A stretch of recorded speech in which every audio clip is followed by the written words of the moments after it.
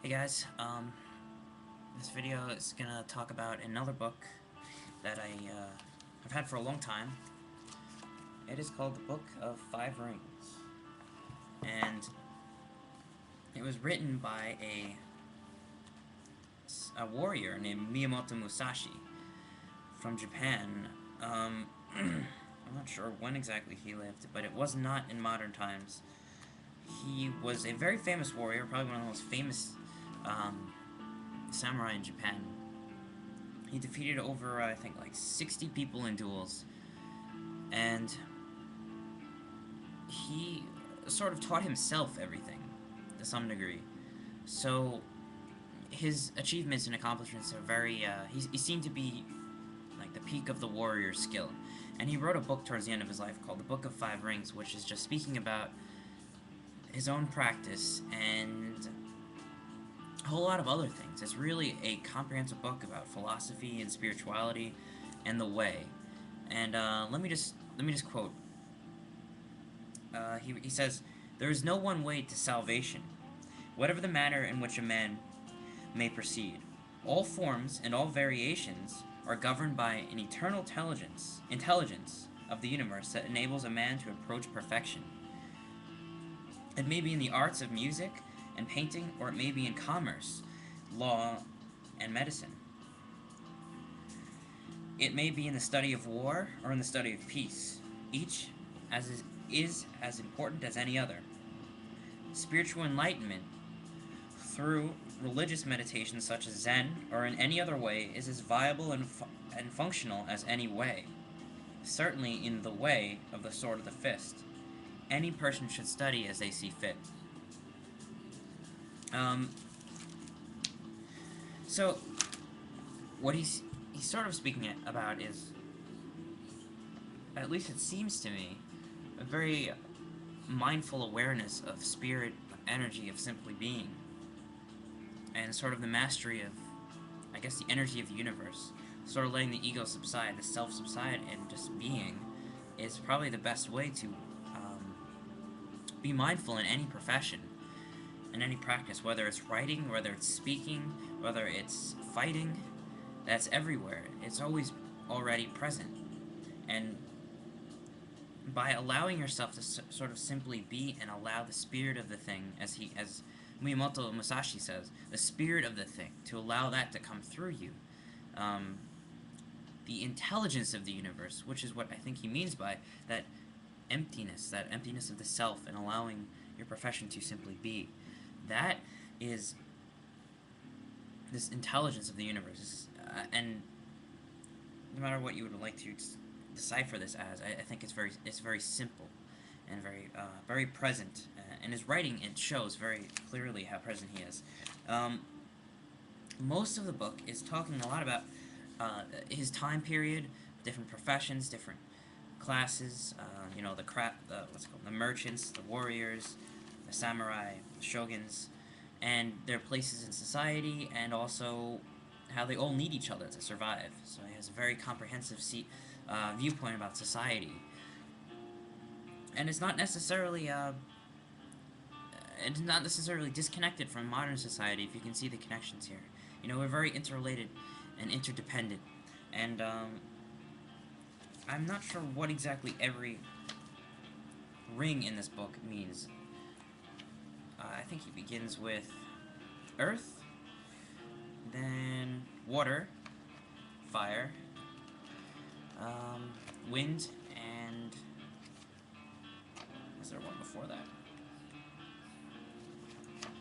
Earth, fire, water, wind, and oh yeah, nothingness. Very interesting. I like the end chapter. I guess we can go there. But each element is supposed to represent an element of nature that we can utilize and understand and allow to work through us. It really is just a mastery of the self and in the world, in a sense that we aren't controlling things as much as we are allowing to work with them. So it's almost as if we're just sailors on in the ocean, and we're using the elements to work with us. we're sort of riding the elements, the wind, the currents, the stars. We're just using everything integrally. Um, so you can see the book like that. And here's a little bit of the philosophy in the Book of Five Rings. From the Book of Nothing, last chapter 5. My way of strategy is recorded in the Book of Nothing. The spirit of the universe is an emptiness, which is no thing. Man can have no understanding of this place. It exists and is, but yet it is not. If you know something, you know something. If you do not know something, it does not exist in your world.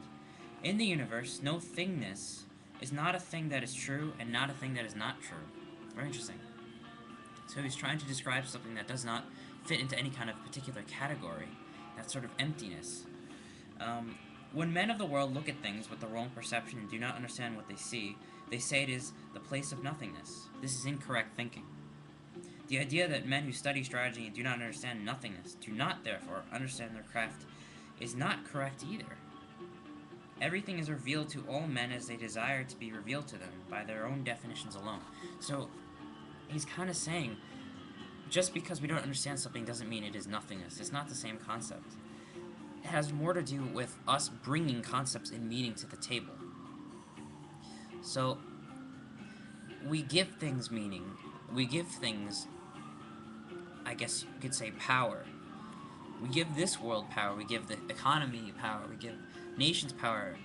Nations only exist because we make them exist. We bring them forward into the world. They don't really have any true value but what we give them. Alright, so he says, your everyday practice, as it accumulates, will eventually reveal true no-thingness to you, as the spirit of the thing itself. When you have truly understood the universe in relation to your art, and your art in relation to the universe, you will come to understand nothingness. This may appear to be a very difficult concept to understand, but it is quite simple. Do not take anything for granted, and do not put emphasis on the things of men. In this way, understand my strategy. So, I guess the main sentence to think about right here is, when you have truly understood the universe in relation to your art, and your art in relation to the universe, you will come to understand nothing. This can be anything, no matter what your vocation is, as long as you are present in that mindfulness, as long as you empty yourself out and be aware. It's a process of unfolding and almost an evolution of the self, of who you are. A cosmic perspective, so to speak, begins to unravel. And this is beyond descriptions, because obviously words can't do this any good. It requires somebody to actually perceive things. Words are great as guiding posts or guiding lines, but after a certain degree we have to begin to take actions and move and actually allow things to develop naturally, to perceive. Perceiving is more important than knowing, because with knowing, we can know many things and still not perceive the truth behind them, which is beyond words. Next paragraph. No matter how hard you study, if you do not become one with the art you pursue, you can never truly be one with the universe, and the spirit of itself will always elude you. So, it takes a certain kind of emptiness in any kind of vocation or practice to develop and master it, and also develop and master ourselves with the universe, which is really conquering the self and becoming one, or realizing our unity with all things, and not only realizing, but using that unity to thrive, to truly sail and use the elements and integrate ourselves with the universe in harmony, instead of trying to combat it and fight upstream and project our own ideals. That, to some degree, is very important, but after a while, it gets in the way. So let's release that and begin to study things at a deeper level. Final note, there is virtue in the universe, but it should not be confused with good and evil. Wisdom exists, principles exist, the way of the warrior exists, but spirit is nothingness. So, we have many things, but they're relatively existent. Good and evil are relatively existent. Spirit is in and of itself neither and both. Or you could say it transcends items of duality. So I guess I'll end here before the video cuts off. Thanks for listening, and share your thoughts, please.